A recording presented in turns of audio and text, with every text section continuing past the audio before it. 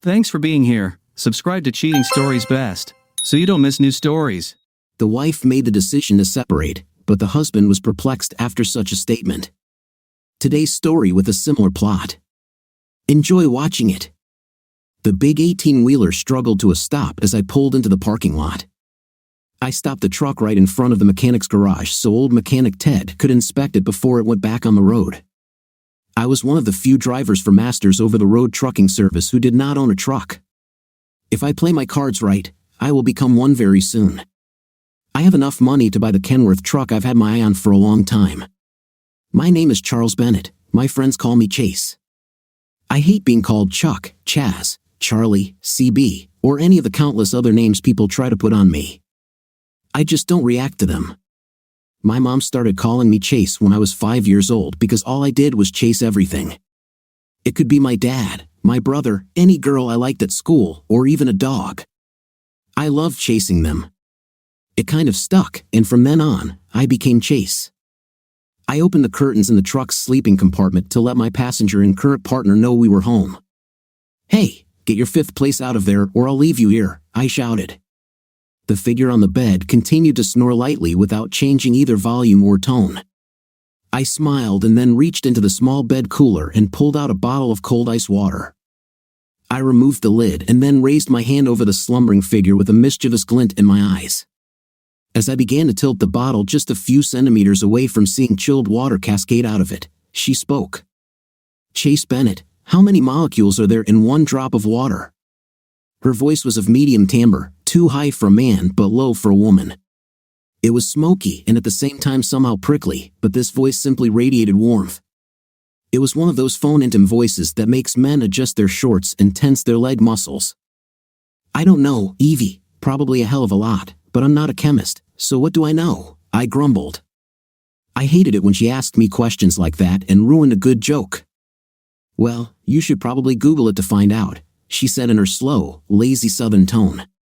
Her smoky voice, "Because whatever that number is, that's how many days it will be before you get any of me if even one drop of this water falls on me," she said. Even as she said this, I noticed that her body had not moved an inch. Her eyes were still closed, and she was still lying comfortably under the thick blankets we kept in the sleeping area. She was facing me, and a few strands of her black, asymmetrically cut raven hair lay across her face. Her skin was pale, and a few freckles dotted her nose and upper cheeks.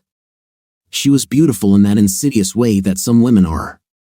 You look at her, and she's just Evie, standing there in jeans and brushing her hair out of her eyes, and you don't think there's anything special about her.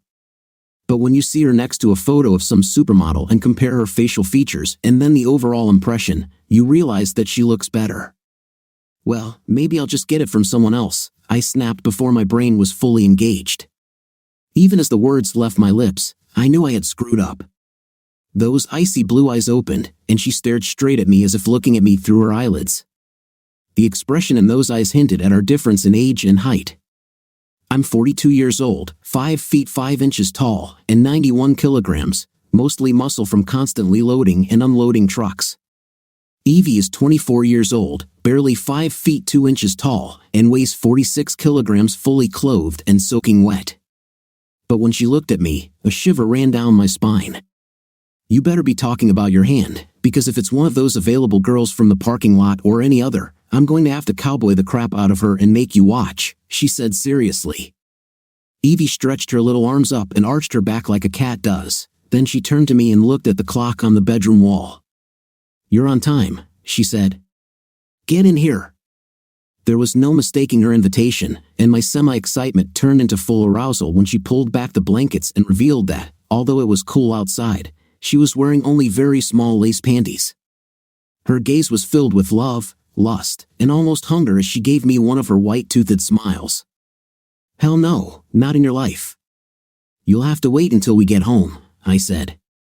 "The bus leaves in 3 minutes, so get your fifth place out of here or you'll have to walk." "It's probably easier for me to walk home from here than it is for you," she said, obviously noticing the state of my trousers.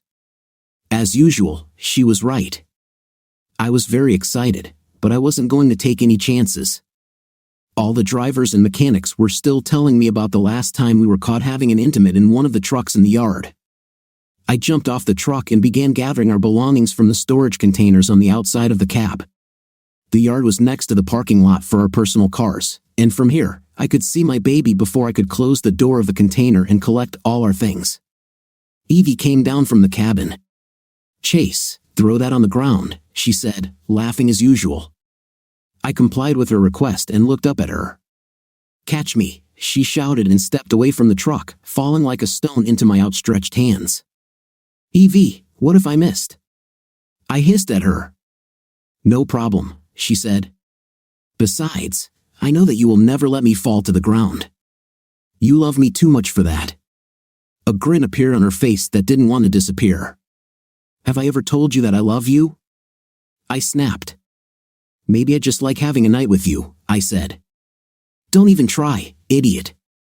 The way you have an intimate with me means you love me," she said, as if that explained everything. When she straightened the blanket, I suddenly realized how she managed to get dressed so quickly. She didn't have time. All she did was slip her feet into her favorite moccasins and wrap the blanket around her. "Evie, why aren't you dressed? What if someone sees you?" I asked. "Why should I get dressed?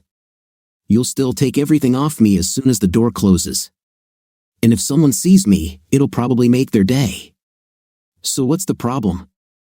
We walked across the yard, and I opened the trunk of my black '06 Mustang GT while Evie got into the car. She wrapped herself in a blanket so she could open the front door, but made sure there was a layer of blanket underneath. The leather of the seat would probably be too cold for her skin. When I got into the car and started it, the sound of the engine made Evie sigh again. I don't know how the hell she did it, but she put one leg up on the seat, leaned against the door, and turned slightly toward me without taking off her seat belt. Luckily, the glass was tinted, otherwise, anyone on my side would have seen what I saw. Evie's beautiful face was thrown back, and she was caressing herself. "Just warming it up for you, Chase," she said as she put the car in drive and pulled out of the parking lot. I narrowly avoided speeding tickets as I drove quickly toward our small rental home in Virginia Park. Our house, as usual, looked abandoned. We were on the road much longer than at home. Almost before the car even stopped, Evie was out of the car and heading towards the front door, still wrapped in the blanket. As I closed the door and turned to the trunk, out of the corner of my eye, I noticed the blanket sliding off. I forgot about the things in the trunk and ran toward the house. There was no one around, but just in case, Evie was mischievous, to say the least. She would undress in the yard without any embarrassment, even if the neighbors were outside. I also knew that several of our neighbors had binoculars and telescopes for just this purpose. I walked over to her just as the blanket fell and threw it back over her shoulders. "You're ruining the mood," she pouted. I quickly opened the door, let her into the house, and slammed the door behind me. Even as I turned to see where she went, I noticed a blanket on the floor at the entrance to our living room. A few more steps, and lace panties were on the floor. "Light the fire, Evie," she said, smiling at me from the large faux bear skin rug in front of the sofa. "I thought you already lit it," I grinned. "I mean in the fireplace, fool." "I'm cold," she said. I quickly ran to the fireplace and grabbed a bag of kindling for lighting. I lit a few of them and watched the large logs burn for a few seconds. After making sure the fire wouldn't go out, I closed the curtains. Evie was an exhibitionist, but I wasn't. "Chase, take off your clothes," she hissed and began to crawl towards me. I slowly unbuttoned my shirt as if I couldn't remember how to undo the buttons. Evie pulled off my shirt, shoes, and threw them across the room. Then she began to work on my socks. She then unbuttoned my jeans and pulled them down. My favorite Mustang boxers were all I had left, and she sat there giggling at them in a way that only someone who truly cares about me could do. She very carefully pulled down the revered underwear and then carelessly tossed it aside. Then she licked her lips and got to work. "Chase, remember when we went to the baseball game a couple of weeks ago?" she asked, gently caressing me. "Oh yeah, I missed half the game trying to find you food. And when I came back with the best Chicago hot dog ever made, you took a bite of it and said you've had better," I grinned. "Chase, the baseball game was boring as hell," she said, smiling. "I tried to give you a hint when I said I wanted a hot dog. This is what I wanted." She went back to work. I felt a buzzing in my spine and thought that now it would be good, but it turned out that it was my mobile phone in the pocket of my jeans under my back. Evie caressed me with one hand and took out her phone with the other. "If it's one of yours from the parking lot, I'll cut the conversation short," she snapped. "No need to answer the phone, damn it." "Let it go to voicemail," I joked with a sadistic gleam in my eyes. Ava pressed the answer button and spoke into the phone. "Hello, Pam?" "Yes, we are already home." "Okay, I can wait," she said, winking at me. Then she moved the phone between her ear and shoulder and looked at me, who folded my hands in a pleading pose and whined like a puppy. She climbed on top of me and slowly started having a night with me. I just lay there and watched her work. She smirked at me as she started talking on the phone again. "Hello, Bill, how are you?" she said as I shook my head yes. "Damn it, for that kind of money, we can come back." "Oh, we were just having an intimate." I know that all of you out there think that this is all we do.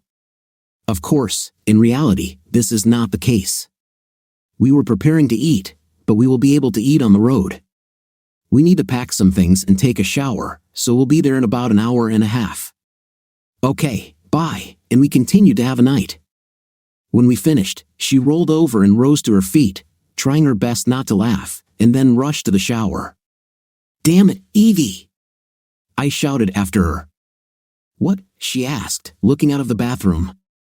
Her expression was as innocent as a lamb's. "Evie," I growled through clenched teeth. "Are you finished yet?" she asked in her smoky voice.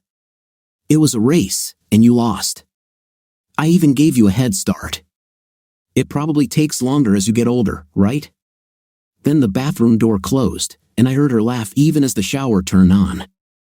"I'll think about Betty when I'm done with this," I growled, heading to the upstairs bathroom. The bathroom door behind me slammed downstairs with such force that I thought it would break off its hinges. And there Evie stood and looked at me. Eve's breasts rose and fell with deep, heavy breathing as she looked at me. They looked like two halves of a melon on her chest. Her eyes were barely visible as she approached me, still wet and lightly lathered with shower gel. Evie pounced on me and started having an intim with me again. Then we lay silently, still connected, with our eyes closed, holding each other. After what seemed like an eternity, she whispered so quietly that I almost didn't hear her. "I love you, Chase." "Huh?" I replied. I said, "You're a little cartoon, could do it like this," she snapped. Evie didn't really like the Flintstones, but for some reason, she hated Betty Rubble. Maybe because of her black hair and beautiful eyes. People always compared them, but for me, mentioning Betty always worked. We showered together and washed each other gently, then gathered fresh clothes and headed back to the freight yard. We went in her car because my Mustang was parked for the winter, as it was sure to snow in the next few days. "Evie, where's he sending us this time?" I asked, taking our large bags. Eva only packed large bags when we were away for more than a few days. "I don't know exactly, but it's in Michigan, so it's going to be a long drive, which is why I packed for cold weather," she said, slipping her small hand into mine. In quiet moments, Eva took every opportunity to touch me. Even when she said Michigan, the hairs on the back of my neck stood up, and I tried my best not to give anything away.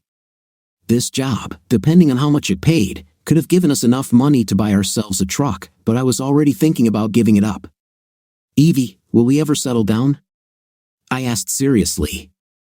"Not until you're ready," she said, putting on her sunglasses and smiling. "How will I know when I'm ready?" I asked again. "I'll tell you," she said, taking me by the hand and leading me to the door. Evie and I returned to the yard and went into the office. Bill hugged Evie and shook my hand. "So, these are good news and bad news situations," Bill began.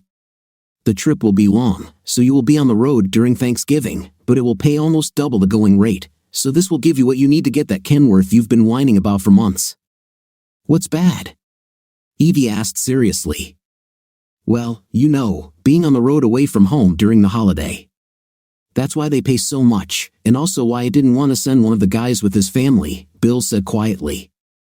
"I'm his family," Evie snapped, "and dear, I don't know how to cook at all, at least not on the stove, but that's not why he loves me," she continued. "We feel at home on the road, just like anywhere else, so don't even worry about it." "Where are we going?" she asked, smiling. "The trip is simply wonderful. You don't even have to help unload furniture and medical supplies to Michigan, to the Shady Acres nursing home," Bill laughed. "Looks like that TV show, well, the one where rich people move to the countryside," Evie laughed.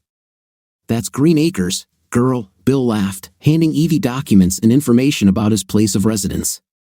They were both having so much fun that neither of them noticed that I was still standing at the table, frozen as a statue. My eyes were closed, and I almost stopped breathing. "What happened, Chase?" Evie asked, looking back at me. "It's easy to find out," Bill said. "He just realized that now that he has enough money to buy his own truck, he can't put off marrying you any longer." "We're not going to get married," Evie snapped. "Why?" asked Bill. "Well, mostly because Chase didn't ask me," she said quietly. "And in general, we are not like that." The gloomy tone of her words killed the joyful mood in the room. In fact, the mood began to fade as soon as he mentioned the nursing home. "What do you mean you're not like that?" asked Bill. "We're just friends and business partners," Evie said.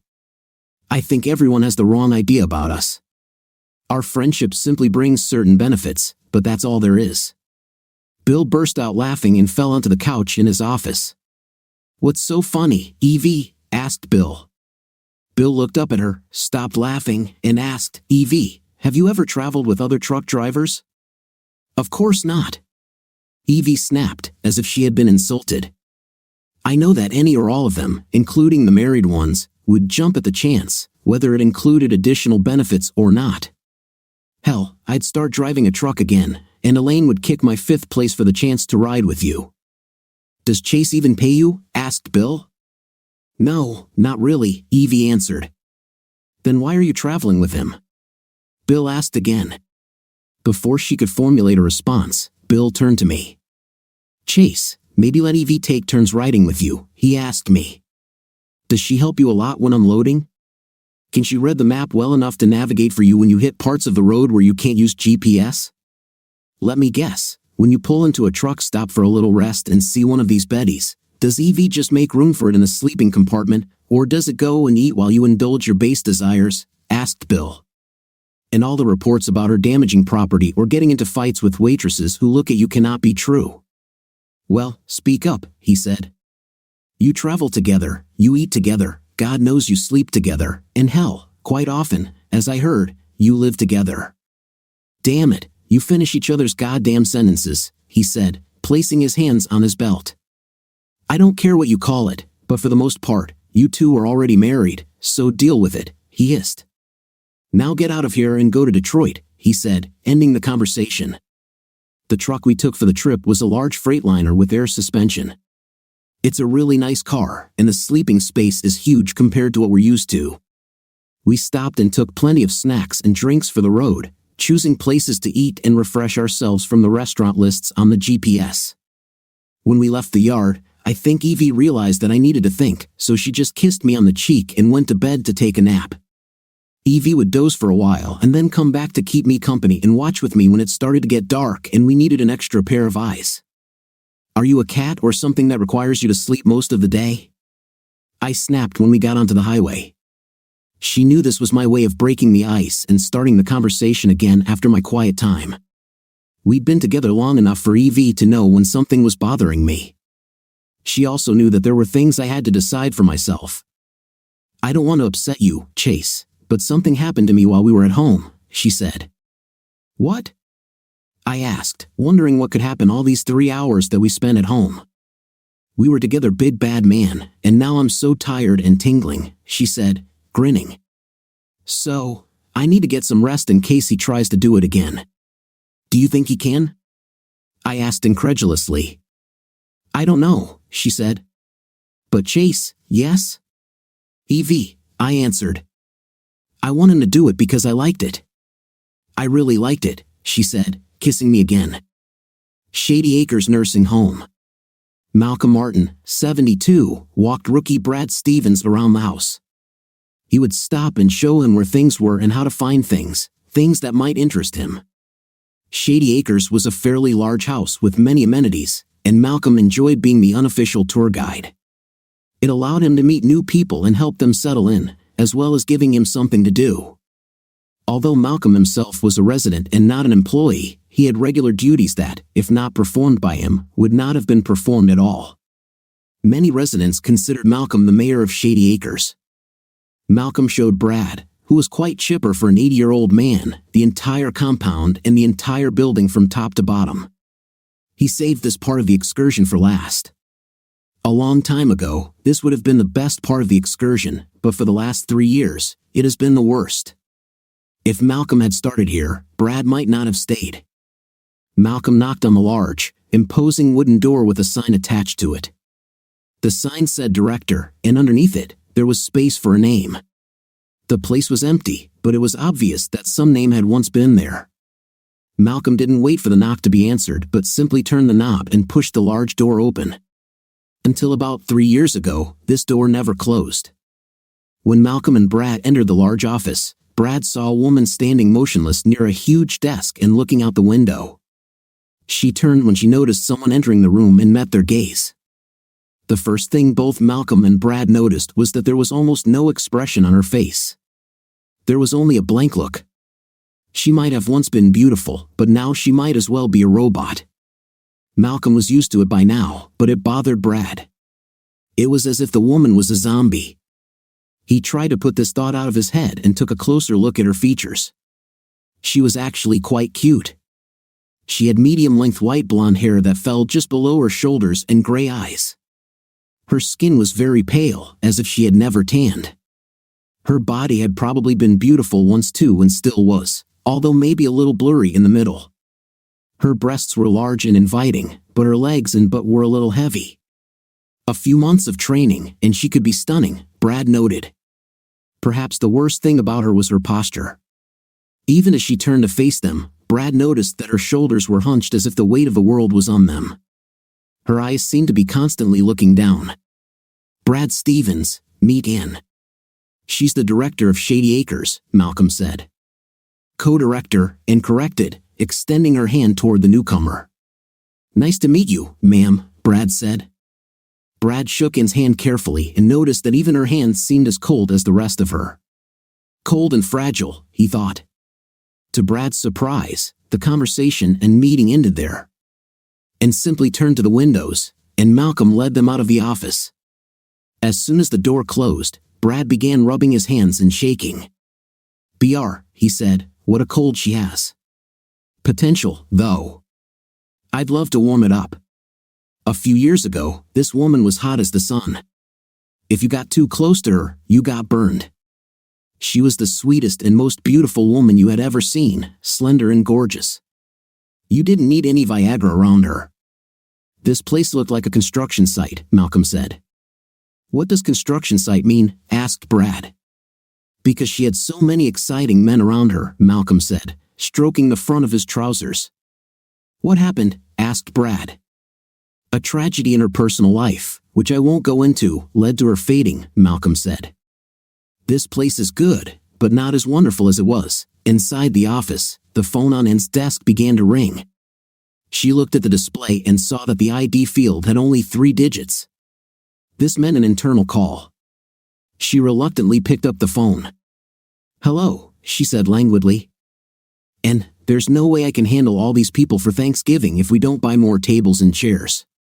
Also, the medical laboratory needs materials, and the landscaping team cannot cope with the snow that should fall by Wednesday. We need to do something," said the voice from the phone. "Don't worry, Claudia. Everything is already ordered. If you'd like, I'll email you the statement.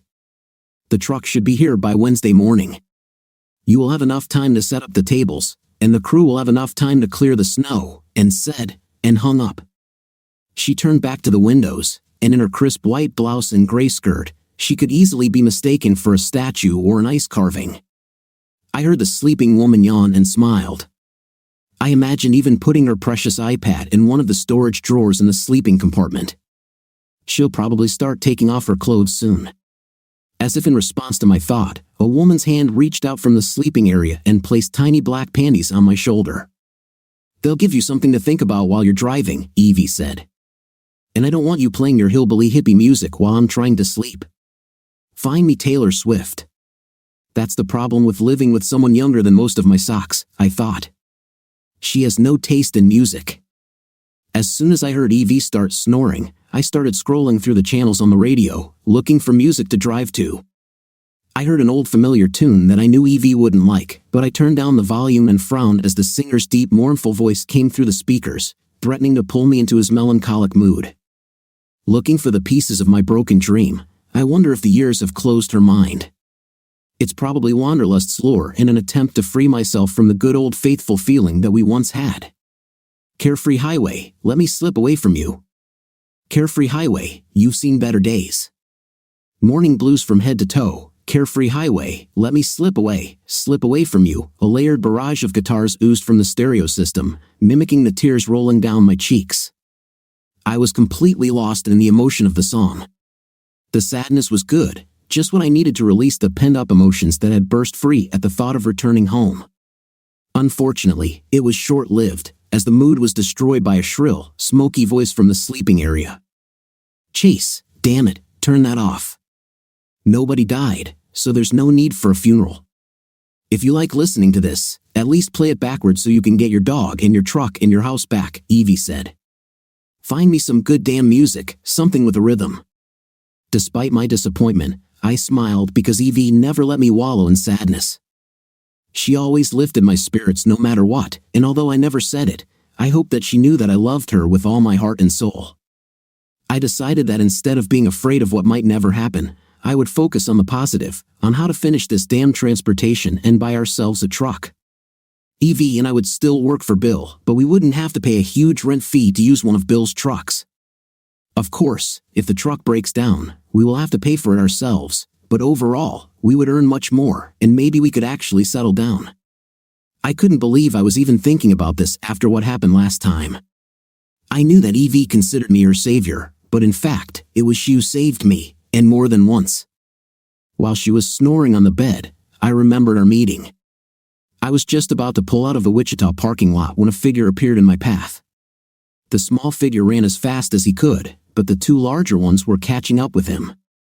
I jumped off the cab and did what I do best, I chased them.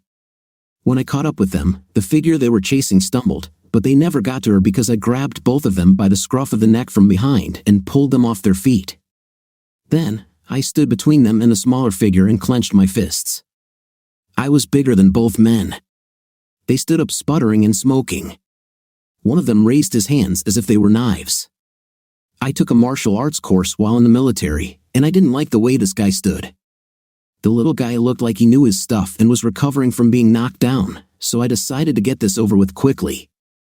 I'm Third Dan, the little man began as I charged at him, using my superior size and strength to knock the guy down. As soon as he was on the ground, I knocked him out with one punch to the jaw. I always tried to get the smaller, faster guys on their backs, where they couldn't use their fancy moves. One day, a guy who was about 6 feet tall hit my watch with a weird spinning jump kick. This will never happen to me again, I thought, turning to face the other guy, but all I saw was his backside as the guy ran away, leaving his friend unconscious. You better run, shouted the small hooded figure, who was now standing next to me. I turned to go back to my truck and heard this smoky voice from behind me. Hey guy, thanks, she said. I just chuckled and continued walking, returning to the truck. I started it and watched as the small hooded figure stood on the edge of the highway and looked down. As I started to drive away, the figure looked my way and gave me a thumbs up. Just as the snow started to fall, damn, I said under my breath. I thought I was lucky because she seemed to be going in the opposite direction. Well, I could still just drive past her. As I slowly picked up speed, the hood pulled back, and I saw all this black hair spilling over my shoulders. She looked at me with her big blue eyes, and before I knew it, I stopped the truck. I knew you wouldn't pass by, she shouted through the open window. Where are you going? I growled. Probably to Wyoming in the wide open spaces, she answered cheerfully. And I'm going to Little Rock. I said sorry. Oh, I've always wanted to see Little Rock, she said. This is the town of my dreams, and it's right on the way to Wyoming. Get in the truck, I snapped. She was so tiny that I had to lean over the seat and extend my arm as far as possible to help her up. As soon as I dragged her into the truck, I immediately realized that she was not simple. "Where are you going anyway?" I asked her. "I told you I was going to Wyoming, but if you can only take me to Little Rock, then that's fine, Mr. Grumpy," she said. "Wyoming is northwest of us," I snapped. She stuck out her lip and frowned slightly. "But not much. Little Rock is located southeast of us, in exactly the opposite direction. Every mile we travel will take you further away, so we're going the long way," she said, as if we were going to travel together for a while or something like that. "How old are you?" I asked before putting the truck in drive. 22, she snapped. "Mr. Policeman, do you want to see my ID?" "You can bet your sweet fifth place that it is," I snapped back. She reached into her backpack and pulled out her driver's license. Her name was Evelyn Sanders, and she was indeed 22 years old. She leaned back in the seat next to me and set her backpack on the floor. Then, for some reason, as I started driving down the road, she just spoke to me. "Do I really have a sign on my forehead that says please talk to me?" She moved from one place to another, and for almost a year, I could not understand what she was running away from. But she worked at a truck stop as a waitress or something until she got enough money to move on or until she got a ride. She had hardly worked in the last week, and the money had run out. She met these two idiots, and they offered to feed her. "I'm not a fool," she said in a smoky voice that sounded like cigarettes and alcohol, but in fact, it was what God gave her. I immediately asked them what I would need to do for food and travel. "The karate guy," she said, laughing as she remembered how I knocked him onto his fifth place, said it was a way to balance the scales. "They have money, and I don't, so to balance the scales, they are willing to share." I later found out that I also had to balance the scales, she continued. "I have a woman's private part, and they don't, so I had to share." She turned and looked at me like she was taking inventory or something, and I couldn't look at her and drive at the same time, so I looked away. She giggled slightly and then leaned back and closed her eyes. "How do you know?" she asked. "How did I know what?" I answered. "That I really have a sweet fifth place," she said. "It's covered by my jacket, but it's really sweet." That was 2 years ago, and we haven't looked back since. We had problems at first. We both needed to overcome trust issues. Her problems stemmed from running away from an abusive family and came from distrust of everyone, especially women. She seemed to trust me to a point from the beginning, but it took weeks to get past that initial level. Almost a month passed before I stopped asking her if she wanted to go her own way starting in the next town over. This was the beginning of our first quarrel. It all started innocently enough. We were transporting several rolls of paper to Wyoming, and as we approached the state line, I remembered what she had told me originally. To start a conversation, I asked, "Is there a specific place you want me to drop you off in Wyoming?" "I can go out wherever you want to leave me," she said quietly. I looked at her, and for the first time since we had been together, I saw that she was crying. I felt like in fifth place and didn't talk about it anymore. The first time we stopped in Wyoming, I noticed that she had taken her backpack out of the car. She only did this when we were in places where there was a laundry service, so I knew something was up. I saw her talking to some creepy fat guy, and he looked at her and smiled. They turned towards his car, and I saw her flinch as he hugged her. I dropped the things I was taking out and walked up to them just before they got into his car. "If you don't keep your hands off her, I'll kill you," I growled at him through clenched teeth. "Dude," she came to me, he whined. "If you don't want your daughter to ride with me, just tell me, and I'll leave." "I'm not his daughter," Evie smiled. "I'm his girlfriend, but he wants to leave me." He got into his car and drove out of the parking lot. "Why did you drive my car away if you want me to leave so badly?" Evie snapped, attacking me after the guy drove away. "You said you wanted to go to Wyoming. We're in Wyoming," I snapped back. "Well, you did your job getting us here, so I'm just leaving so you don't have to put up with me anymore since I'm such a burden to you," she said. "Did I say you're a damn burden?" I asked. "Do you have any problems?" asked a state trooper who approached us while we were yelling at each other. "No problem, officer," I said. "You bet your fifth place there's a problem," she said. He drove my car. "Okay, guys, can I look at the documents?" said the policeman. I took out my driver's license and handed it to him. Evie did the same. He thanked us and looked at the cards. You are 40 years old, sir, and your daughter is 21, so technically, you are both adults. I know it's hard, sir, but sometimes we have to let our children make their own decisions. At 21, by law, if she wants to go out with someone, you can't stop her. But you, young lady, need to listen to your father. He clearly cares about you and just doesn't want you to get hurt, the policeman said. Have a nice day and try not to swear. This is an area where there may be children. For more than a minute, we just stood and looked at each other. Neither of us spoke. Why did you send him away? She asked. Because he was creepy and looked at you like he was hungry and you were a damn steak, I snapped. And because you actually didn't want to go with him. I saw how you grimaced when he hugged you. Why do you care? You wanted to get rid of me from the very beginning, she snapped. If I want to end up where no one wants me, I'll just hitchhike home. So here in Wyoming, the scales are balanced. You have done your good deed. See you, get your little fifth place back to the truck, I snapped. I'll tell you when you can leave. Oh, really? She snapped. Yes, I said firmly in response. Well, Dad, she said, laughing, you did something wrong. What exactly? I asked, smiling back at her. My fifth place isn't small, and why do you keep talking about it? I sat silently with my mouth open. I hadn't mentioned her fifth place for a month. After that, everything went relatively smoothly for a while, during which time we got used to each other and even started flirting a little. Evie was definitely flirting, but only with me. Whenever we stopped, she always made sure she was dressed from head to toe. I think her time on the road alone taught her to be as inconspicuous as possible and not try to attract attention to herself. I had a few friends in places I frequented, and we ended up having to make some adjustments. There was a waitress named Sarah in the town. The first time Evie and I were there, we had been traveling together for about 4 months at that time. Evie and I had never touched each other. I don't mean a night, I mean we never came into physical contact in any way. That freaking wing had more contact with her than I did. Sarah saw me get out of the truck and walk into her diner, and she rushed to hug me.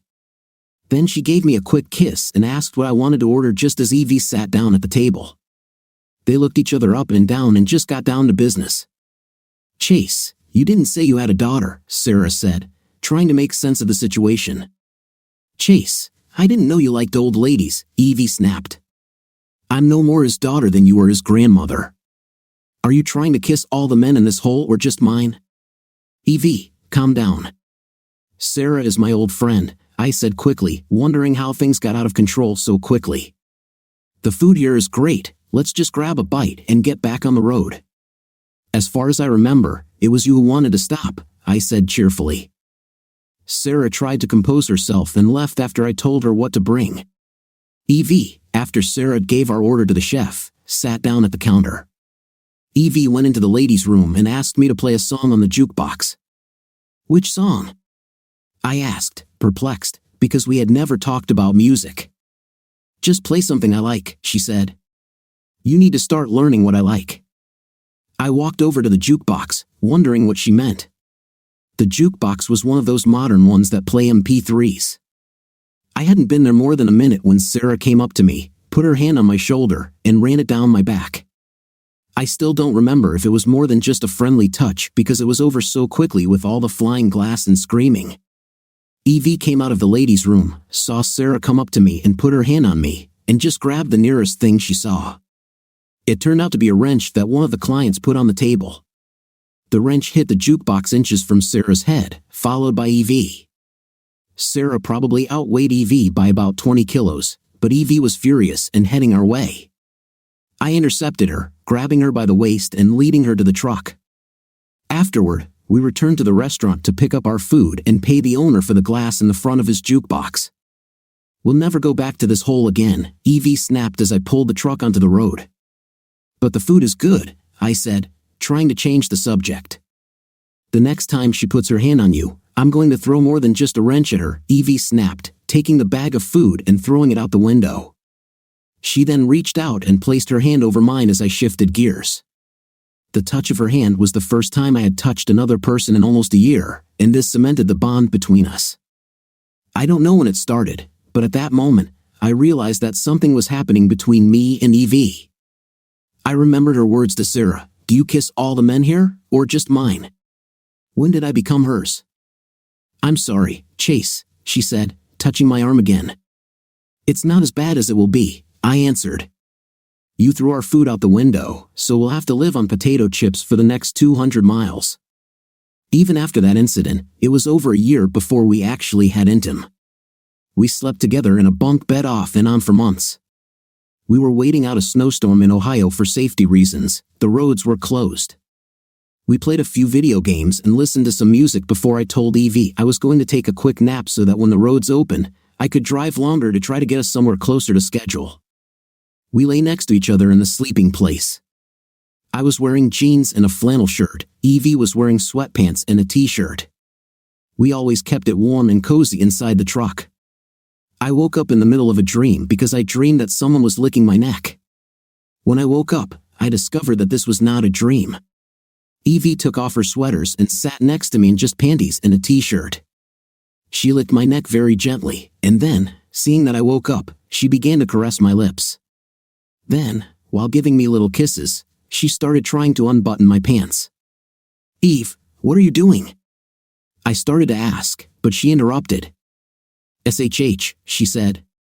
"Don't ruin everything." She pulled my pants all the way down, taking my boxers with them. Then she climbed on top of me and started really kissing me. She pulled down those tiny panties and sat on me. I am 40 years old and have already been to this quarter several times. Even though I was married, I had never felt anything like what I felt when I first had an intim with Evie. I don't know how long we'd been doing this, but then a snowplow came by and cleared the road for miles without us noticing. I learned from Bill that the building where we were supposed to deliver the goods was closed due to the storm, so we wouldn't have been able to deliver the goods anyway. We ended up going to the hotel to shower and found ourselves in the same bed for the first time. Evie, coming out of the shower wrapped in a towel, came and sat next to me. She wrapped her arms around me and kissed me. "It was the best present for my birthday," she said seriously. I didn't know what to answer, so I remained silent. Later that day, we went to the mall. We went from store to store, buying her everything she had her eye on. When we left one of the stores, Eva's mouth dropped open. She told the older woman behind the counter to stop checking out items. "I know what you're trying to do," she said. "I don't need any of this crap, Evie." "I'm not trying to get rid of you," I laughed. "Oh, then it's even worse," she said. "You already gave me a gift this morning, and now you're trying to sell me a bunch of crap and take it back." "Eve, what the hell are you talking about?"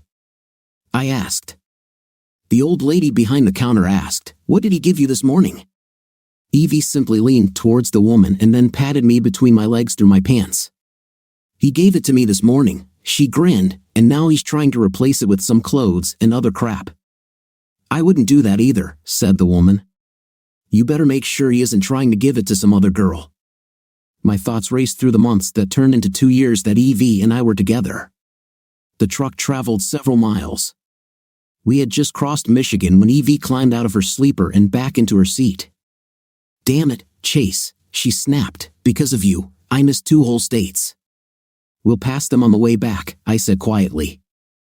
Evie was on a mission to get us to have an intim in every state, therefore, every time we passed through a state we had not yet been to, we had to duly christen it. I must have had a lot on my plate because I really enjoyed marking our territory in each new state as much as she did. If we stopped, we would probably be snowed in again, and your birthday would only be in a couple of months, I told her. "We'll probably be a little late anyway," she said. "We have about 75 miles to go, and it's already starting to snow." Evie was spot on, and we were passing through the large gate in front of Shady Acres a little over 2 hours later. I drove the truck through the grounds to the main building and pulled into the back of the small loading dock. I pulled out and maneuvered the trailer in as easily as if I did it every day. Even Evie was impressed because she didn't know that I had been doing this every day for a long time. "Damn it, buddy, you're the best truck driver we've ever had here," said a voice. "You reversed into that dock like a damn pro." "Let me call the guys, and we'll unload you," he said, going back into the building. "Chase, are we going to go out and stretch our legs?" Evie asked. "You can if you want, but I'll just sit here and play games on your iPad and maybe check my email, I said nervously. The snow was falling more and more heavily, and at least another 15 to 20 centimeters were expected to be on the way. I heard the moving crew unlock the trailer doors and begin to remove the cargo. Evie jumped off the truck and poked around. She returned a few minutes later and said, "You can come out, honey. They're unloading the truck, but they're using hand jacks for the pallets. We'll be here for at least a couple of hours, maybe more." I reluctantly climbed down and stood by the truck, the hairs on the back of my neck standing on end as I waited for the inevitable. "Hey, trucker," began a voice that I hadn't heard for almost 3 years. "The roads are closing, and our director told me to offer you a room for the night. You can rest, and don't let the crew rush to unload your car." "It's okay, we're okay," I snapped. "Chase, you're being rude," Evie said. "Of course, we'll take a room." Then, lowering her voice, she said, "Chase, we didn't do this in a hotel room in Michigan, and this place is as big as a hotel. Besides, I think while we're here, we should stretch something other than our legs." Immediately after the girl's words, Malcolm had a funny feeling. He walked over to look at the man, but his back was turned to Malcolm. "You're just lovely," Malcolm said to Evie, taking her hand almost instantly. I covered the distance between us and slammed the old man into the wall. "Keep your hands off her, Mal," I growled. Hearing the noise, a couple of guards came running. I looked at them wearily but did not let go of Malcolm. "Chase, buddy, you're hurting me."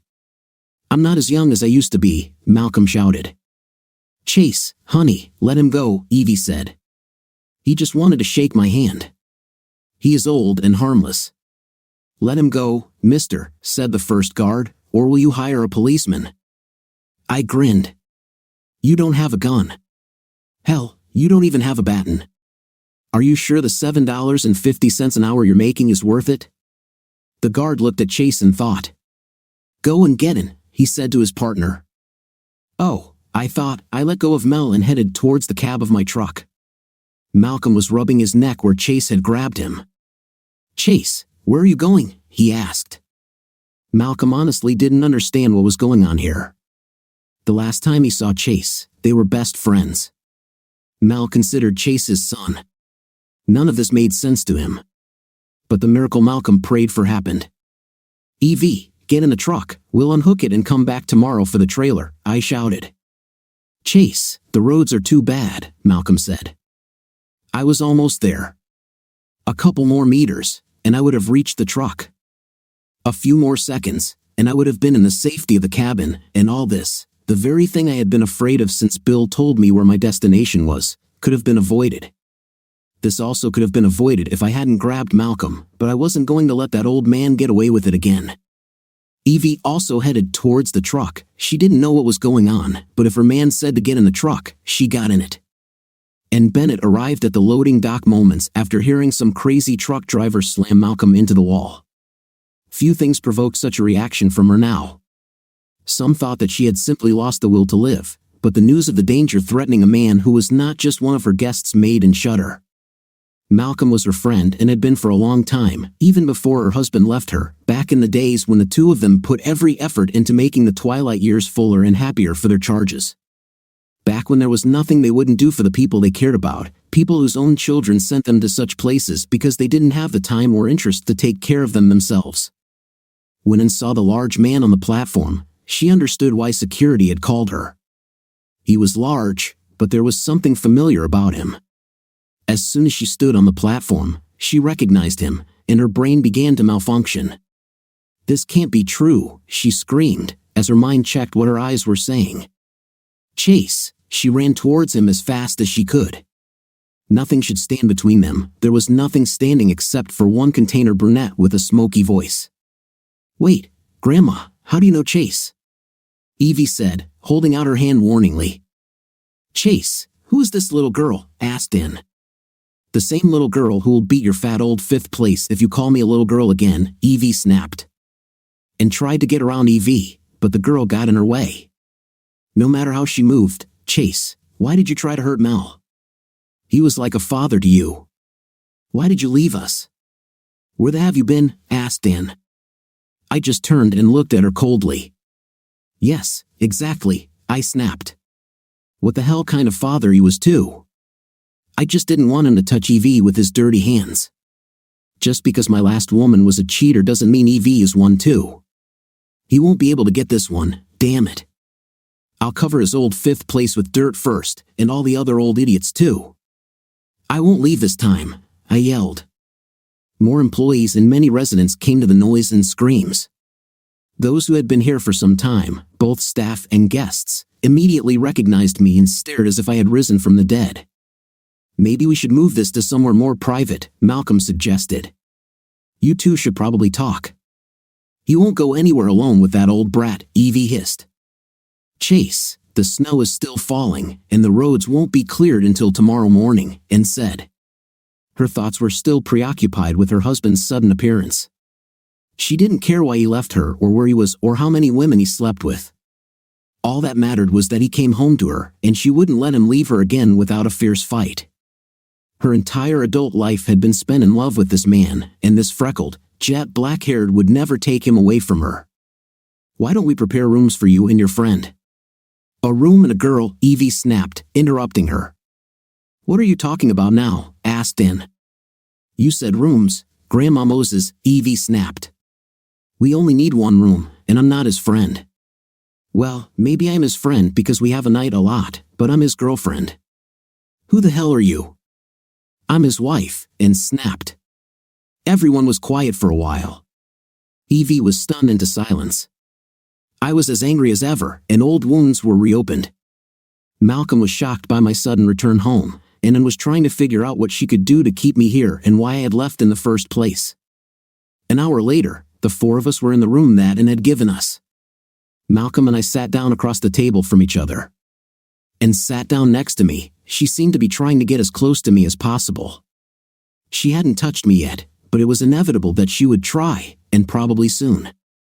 To prevent the carnage that would likely erupt when this happened, I stood up and walked across the room to where Evie was nervously pacing the floor. Evie, you shouldn't be nervous, I said. I was afraid to come here, but now that we are here, we can get this over with so we can move on. But I don't want to live on without you, she whined. Chase, I don't worry, I said, interrupting her. Everything will be fine. You were right, we should have stayed in the damn truck. The tractor alone weighs more than 8 tons, the snow could only slow us down. We could pull off the road and wait it out like we always do, she said. Next time, Evie, I said gently, brushing the hair out of her eyes. Will there be a next time? She asked, catching my hand and holding it. Before I could answer, someone knocked on the door, and then entered. It was an elderly woman with a tablet for notes. Her brown hair was streaked with gray, and her smile radiated health and happiness. She came up to us, took me and Evie by the hand, and led us to the table where Ann and Malcolm were sitting. I'm Bertha McKinn, she said, a psychiatrist. Not that any of you are crazy, but Ann asked me to lead this meeting to try to maintain a positive attitude. Does anyone here object to my presence? She asked. Why do we even need this damn meeting? Evie asked. Why don't you guys just unload our truck, and we won't bother you? Better yet, we'll come back and wait in our truck, and you guys just knock on the side when you're done, and we'll get the hell out of this asylum. I can understand your reluctance to participate, Miss Bertha said, but there are some of us here who have a lot of very important questions that we would like answers to. And since the snow is accumulating so quickly, none of us are going anywhere anyway. Let's start with a simple question, Mr. Bennett. In addition to my resident counseling duties, I have been working with your wife for the past several years, trying to help her cope with her problems. She was clinically depressed for a long time, of course. This was caused by your unexpected departure. Would you like to talk about it or say something? No, I said and laughed. It's over. It was crap anyway. What the hell are you talking about? And screamed. You just left me here 3 years ago without saying anything. We were happy. I loved you then more than anything in the world, and I know that you loved me. We had a wonderful life. Don't you dare call it crap. You probably really think that, since I was stupid then, I'm stupid now, I said. Perhaps this is not the best question to begin with, Bertha said. Let's try something simpler. As far as I understand, you and Mal were very close. So why did you attack him today and without any provocation slam a 70-year-old man into a wall? She asked. It was his fault, I snapped. He himself is to blame. Like this? Asked Bertha. What did he do? He misinterpreted me, I said. It doesn't matter, I forgive him, Mal said, extending his hand to me. I just stared at her like he was offering me a dead rat. I don't need or accept your forgiveness, I snapped. It was you who screwed up, not me. You should have been smart enough to stay away from EV. Okay, we haven't gotten anywhere, why don't we try a different direction? And why don't you start and tell me what you remember about the time you spent with your husband? Does anyone object to this? Asked Bertha. I don't care who says it, let's just get this over with. But I object to you calling him her husband, said EV. Chase and I were happy, and began looking at EV. After being married for about 8 years, I had an opportunity. I graduated in healthcare management and was tired of working in hospitals. I was offered the position of manager of Shady Acres, and I really wanted it. This would give me the opportunity to have a more personal impact on the lives of the people I cared for.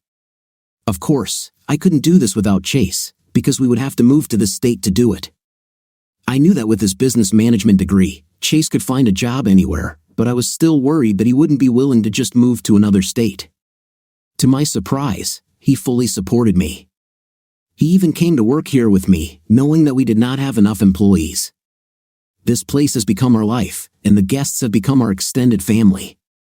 We put almost everything we could into this place, and we're happy. I handled most of the patient issues, while Chase handled the day-to-day activities. We were a great team. It seemed that every day we loved each other more and more. There was nothing I wouldn't do for Chase, and I've already seen the lengths he's willing to go to make me happy, and said, becoming emotional. Be strong, Evie, said loud enough for everyone to hear. Don't puke, no matter how much of this she spills. Just keep it in. She looked up and smiled, noticing that everyone was looking at her. Oh, sorry, I didn't think you could hear me, she said, smiling. And cleared her throat and spoke again. One day, Chase just disappeared without warning. We didn't have a fight or anything. He just kissed me goodbye, said he was going out to get the things I told him we needed, and hasn't come back since. At first, we all thought there might have been an accident, but the truck was parked at the gate, and his Mustang was missing. All his clothes were there, only Chase and his car were missing, she said, tears streaming down her face. It just changed overnight after Chase disappeared, Malcolm said, continuing the story. It didn't just affect her, it affected all of us. We were like one big happy family, and then one of the most important parts of that family disappeared without warning. Here's a corrected version of the text. We all rallied around and to make her life easier and support her, but it was as if she had just died and there was nothing left of her but a shell. She never came out to talk to us anymore, whereas before, she was always there. Now she's just an administrator, and we miss her for who she was. And had the gift of seeing people's pain and doing something to make them feel better. She was an angel to all of us. She did for us what no doctor or anyone else could do. She brightened the lives of many old people in a way that even their families could not. She was a gift from heaven. Chase was like the son we never had. He was always there to help too. They were the perfect couple until he disappeared and broke Anne's heart. Malcolm said we searched for him for several months but could not find a single clue. All the detectives thought we should look in management or business because that's what he went to college for. No one could have predicted that he would become a truck driver. Bertha saw me lean back in my seat, shaking my head and giggling. Would you like to add anything? She asked me. They gave you the textbook version, but they left out a few important details, I began. Like those two idiots said, I quit my job and moved to the state with Anne because she was right when she said I loved her and would do anything for her. I really thought that we loved each other and our life together was wonderful, or so I thought. But it was all nonsense. She never loved me, and if she even thinks that she did, then she is damn crazy. You don't cheat on those you love. I loved you and still love you. I would give anything to have you back, and said loudly. I looked at her across the table, and in the coldest voice I could muster, I said, I listened to your version of everything, so give me a chance to tell you how it really happened. Please continue, Bertha said. As I said, we worked here to make everyone's life better. We did everything possible for the guests. And was constantly throwing parties and trips, doing everything she could to make this place better. But she went too far. About a year after we moved, I began to notice that and was constantly sending me things. It didn't bother me because I wanted to help in any way I could, but sometimes I wondered why she never sent anyone else. I looked around the table and noticed that everyone in the room was looking at me, and it was so quiet that I could hear the snow falling outside the window. It so happened that one day I went on one of these little trips, and before I had gone far, I noticed that I had forgotten the list that she had compiled. I turned the truck around and drove back. I didn't want everyone to joke that I was getting old, and the first thing I was losing was my memory. You know how the stories start about how your memory is bad at first and you need a list to remember what you need, then someone has to remind you that you had a list. So, I decided to just go back to the office, take the list, and go on my way, not paying attention to anyone. First, I needed to make sure there was no one in the office, so I tiptoed through the house. I thought I was a ninja, that's how I moved. I slid around the corners and made sure no one noticed me. Then, when I finally found myself near the office, I noticed a line of 5 or 6 residents outside the office. I didn't know what the hell was going on, so I watched. The door opened, and Claude Jenkins came out. He was a bitter old idiot, even at 85. He never had anything good to say about anyone, and I began to think I knew why. When Claude left the office, the next old man immediately came inside. I went back outside and crept up to the edge of the building. I looked into the office, and my heart sank and almost stopped. There was my wife, my best friend, my soulmate, the woman I gave up my job and career for and moved across the country so she could follow her dreams. She was bent over her desk with her skirt hiked up at her waist like a $2 chick, and my best friend, Malcolm, owned it. Bertha's surprised gasp and the shocked looks on the faces of everyone present made me pause, but I can explain everything, said and, starting to cry. Sorry, I said, but it's still my turn. I'm almost done, and then Evie and I will leave here. Evie stood up and took my hand because she saw that I was having a hard time, but I needed to let it all out after all this time of holding it inside. I couldn't think of a single reason why Anne would betray me in this way. As I already said, we never quarreled. I did everything she asked because I loved her very much, even things I didn't want to do because it was better to be a little unhappy than to risk losing her. Our nightlife was great. We rarely missed a night, at least that's what I thought. However, looking out the window, I noticed one thing. And leaned over the table, allowing them to have her from behind. She had not allowed me to do this with her for a long time, and I missed it. You can't tell it now because she's gained weight, but Anne used to have the most beautiful round 5th place in town, and I loved watching me control her between those perfect balls. But she just didn't feel comfortable in that position. Now I know why. She saved this position for her geriatric entertainment. It was more like a train. Remember the dance TV show from the 70s, Soul Train? So, Anne was the conductor of the old men's train. I think I had a lot of ways to deal with it. I could go there and beat the crap out of a lot of old people, but what would that do? I was younger and stronger than all of them combined. I could go there and slap Anne, but I've never hit a woman in my life. I stood and just watched her, not seeing the expression on her face, but obviously, this had been going on for a long time, and that's why she always sent me to the city for everything. We all make choices every day in our lives, and I think Anne chose those old people over me and our marriage. So, since this was what she wanted and I had experience giving her what she wanted, I simply left the truck keys in the dining room and headed to the garage. My Mustang is not the standard 4.6L V8. I swapped the engine for one of the Ford racing engines, a larger displacement V8 with a choke. It produces approximately 462 horsepower through a MagnaFlow exhaust system. It's pretty fast, but also pretty damn loud. I almost never drove it at the time because when I started it, it could be heard throughout the house, and then would run out and tell me to turn it off. I just drove away and never looked back. But Anne began. It's still my turn, I snapped. I was pretty angry for about a year, didn't talk to anyone. I didn't need friends or anything else. I thought about what I did or where I went wrong, but I just couldn't figure it out. God, how I missed her. But after a while, even this faded away. I began to realize that, as I said, we all make choices, and chose to ignore my feelings and possible consequences in favor of what she did.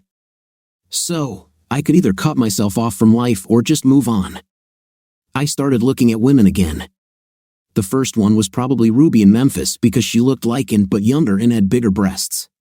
Having an intimate with her in every way seemed to give me the closure I needed to just leave the marriage behind me. I paused because two women were looking at me with angry eyes.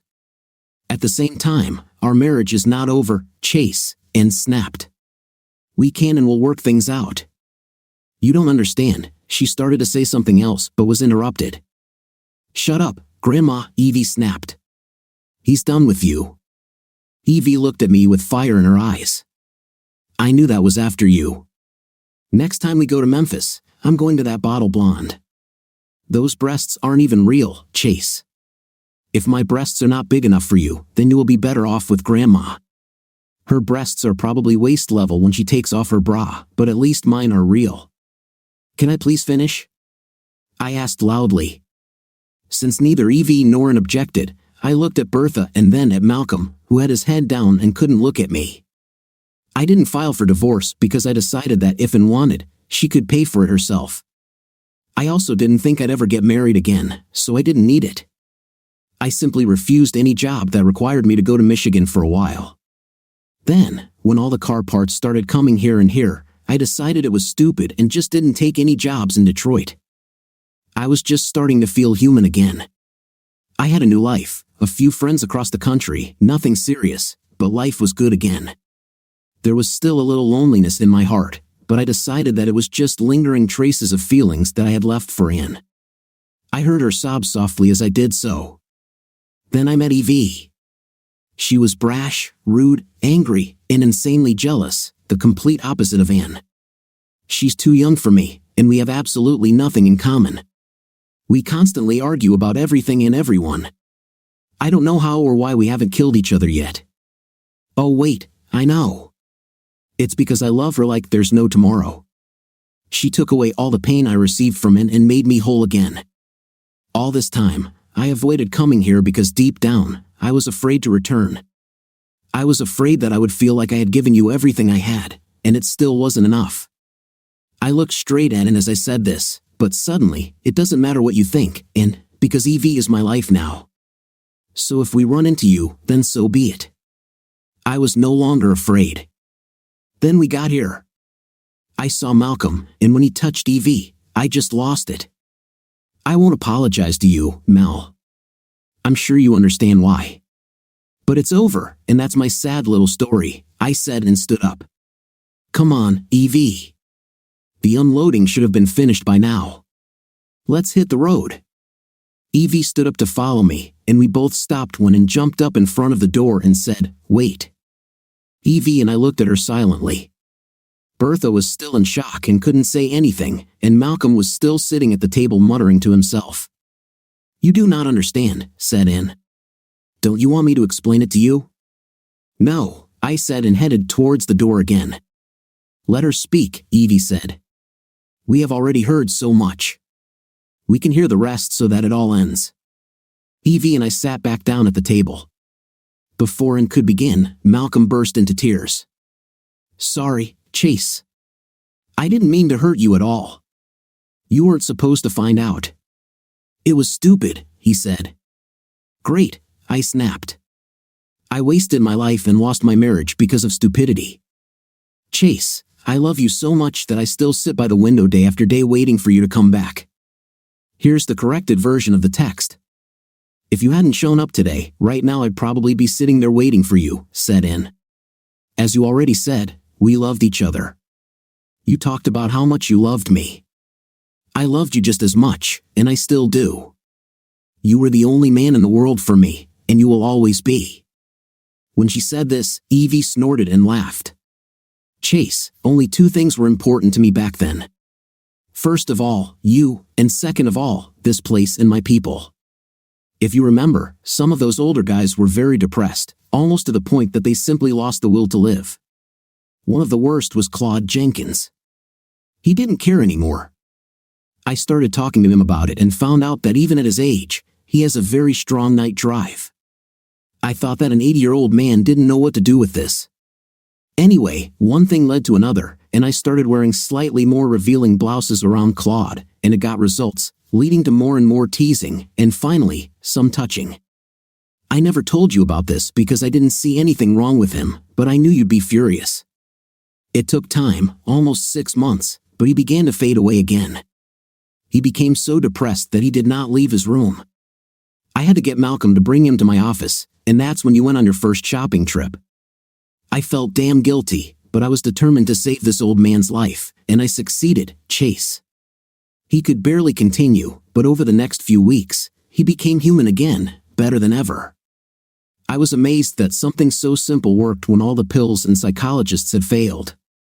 It didn't cost anything, didn't take anything away from us, and worked so well. I didn't think for a second about what it might do to you, to us, or to our marriage. But if I had, it would never have started. I was just so happy that it worked, and I thought that if it works for him, well, you know the rest. I didn't take anything from you. I didn't like them, just giving them a taste of what you got every night. And she only did this while leaning over the table because she didn't want to see them or think about it. But with you, I stopped doing it in this position for 2 reasons. Firstly, I didn't want to do the same thing as with them, and secondly, I like to look into your eyes when we made love and see all your love for me, she said. When I was with them, I didn't think about anything except what was happening. It was easy because, let's face it, they were old people. It's not like they were going to rock my world or anything. But they loved it. Every night with you, I just wanted to completely focus on all the love we had for each other. I never thought you'd find out, and it was only supposed to be temporary. Everything just got out of control. I'm so sorry, Chase. Until now, I didn't know you saw it. You must have been devastated all this time. I thought you just ran away because you were tired of me, especially when he showed up with her. Can you ever forgive me? Yes, I said. You are forgiven. Evie stood up, clearly angry, but sat back down when I looked at her. And what about me? Malcolm asked, looking at the floor. He clearly felt guilty. Mel, we were friends, and good ones, I think, I said, turning to him. Mel, do you believe in God? I asked. Yes, he answered. I go to church and pray often. I'm getting old, and I don't know when I'm going to die, so I need to be prepared. Well, Mel, I said, smiling at him, I hope it's soon, and I hope you know you'll be rotting in hell for a long time. Isn't coveting your neighbor's wife one of the 10 commandments? No, damn it, I don't forgive you, and I won't forgive you. But this is water under the bridge. I once thought I would never get over it, but I did, and coming here was an important step. Now I can get a divorce and stop living in this past. I heard that there is a special part of hell reserved for adulterers, I added. You have a wonderful life, Anne. I'm serious. We could have had her, but you put other men in front of me. I would still like for us to be friends someday, but it will take time. Don't be surprised. As soon as I return home, I will immediately file for divorce. I hope you can move on with your life too. I'm sure you'll meet someone else, and this time, I hope you won't lie to him or hide anything from him. I touched her shoulder gently as I opened the door and walked down the hallway with Evie following behind me. Even through the closed door and in the middle of the corridor, we could hear her crying, and Bertha and Mel trying to comfort her. Cheating and hiding the truth always have a way of coming back to bite you in the 5th place, and I guess Anne finally had to face that. But perhaps her motives for cheating were pure to some extent. Maybe she started out with the best intentions and really just wanted to help. But they say the road to hell is paved with good intentions. Maybe I'm the bad one because I don't care why she did what she did, and we both ended up losing a little. I think because I am the only one who survived it and was the first to move on, it might seem like I won. But in this situation, I'm not sure there is a winner. I was happy now, but I sincerely wished only the best for Anne. It made me think a lot about life and love as I walked to my truck. First, I realized that there are endless possibilities for all of us. It is quite possible that I would never have found out about Anne's betrayal, and we could have lived happily for the rest of our lives. There is also the possibility that I could find out about this, meet her, and forgive her. But in reality, I am not that kind of person. It's not about how strong my love for her is. It's about the fact that for some people, myself included, love requires trust and loyalty. And ruined both, and for whatever reason, she ended our marriage. If I could get her back, I would never trust her again. And I also know that neither she nor I would respect me anymore. I would no longer be the man she married, and I wouldn't like looking in the mirror either. And speaking of mirrors, and should have stayed in my rearview mirror. The seat next to me belongs to Evie. A few minutes later, we were back in our truck, warming up the engine. Evie lay on the bed and looked down at me, without clothes as usual. "Hey, before you start snoring, I need to tell you something," I said. "Yes, I already know," she snorted. "Grandma has bigger breasts than me." "It's true," I said, "but it's not that, Evie. I love you more than anyone and anything in the world. When I get divorced, will you marry me?" "I already knew that," she snapped. "How can you ask me to marry you when you don't even have a ring? Come back when you're ready. I need to sleep." Evie looked at me. I said, I couldn't believe it, but her cheeks were wet. "Evie, why are you crying?" "I'm not crying, damn it. There's something in my eye. Let's get out of here so you can buy me an engagement ring, you damn tightwad." As soon as I put the truck into gear, I heard on the radio that the snow warning had been canceled and the highways were open. I flipped through the channels, looking for some good driving music, and found a familiar song blasting through the speakers.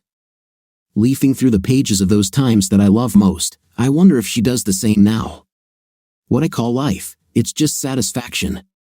I know that no one is to blame. Carefree highway, I gotta see my old love. Carefree highway, you've seen better days. Morning after blues, from head to toe. Carefree highway, let me slip away from you this time. The song didn't make me sad. I had dealt with the past, and it no longer made me feel terrible. I looked out the windshield at the road ahead and began to lose myself in the music. Chase, damn it, turn that off. What do you think of our story today? It seems to me that the wife did definitely wrong, but what the husband did at least has a logical explanation, not the wife's actions. What's your opinion? Write in the comments. Until new videos.